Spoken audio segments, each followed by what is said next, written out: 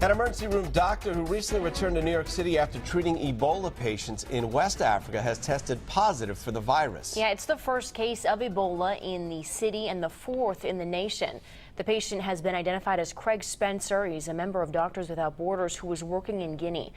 Mayor de Blasio said all city officials followed clear and strong protocols in their handling of Spencer, so there's no reason for anyone to be alarmed.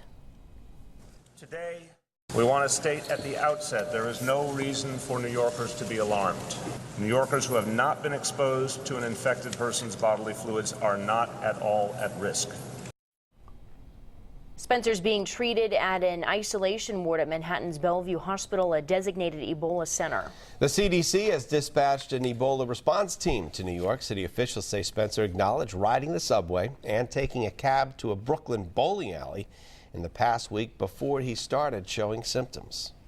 Health officials are urging residents in New York City that the chances of the average New Yorker catching Ebola are very slim because of how it's spread. 22 News reporter Caitlin Gosley is live in Springfield with what you need to know about this latest case of Ebola.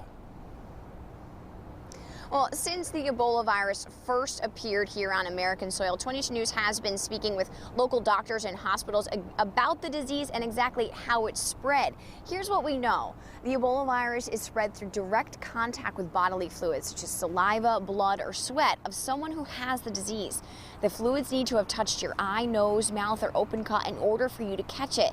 Now, that's much different than other viruses like the flu or chickenpox, which can be caught if someone coughs or sneezes near you.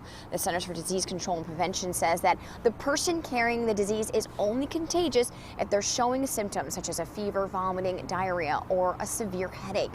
On 22 News at 6 this morning, I'll tell you what health officials are saying about how prepared hospitals right here in Massachusetts are should they be faced to deal with an Ebola case. Live in Springfield, Caitlin Gosley, 22 News.